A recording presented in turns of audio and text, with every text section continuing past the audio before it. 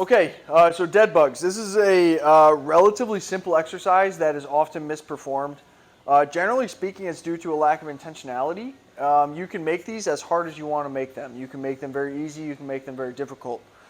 You can do them on a bench to, just have a little cushion. You can do them flat on the floor. It doesn't really matter.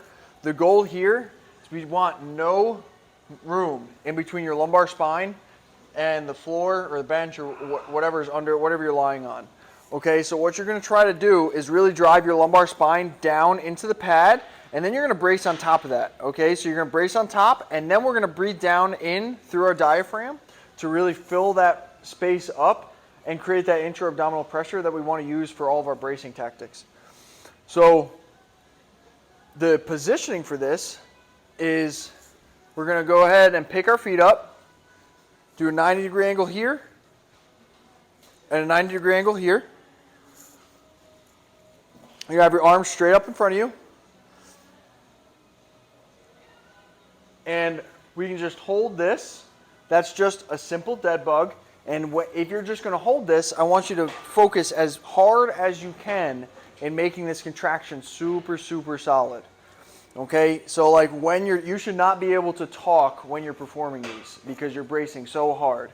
Now, when you can hold that for 60 seconds, I want you to graduate to contralateral movements where you extend one leg and extend one arm.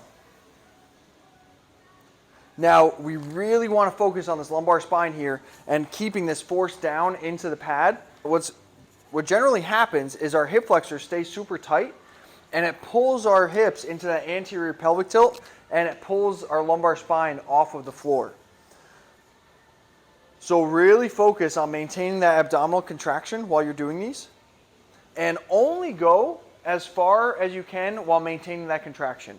If you're going to go and if this position makes his back come off the pad, you don't want to go that far, okay? So you want to extend that leg and feel the stretch through your rectus abdominis, which is your six-pack muscles. And then what I think about is when I'm pulling that leg back, I think about contracting my abs to pull that leg back into position.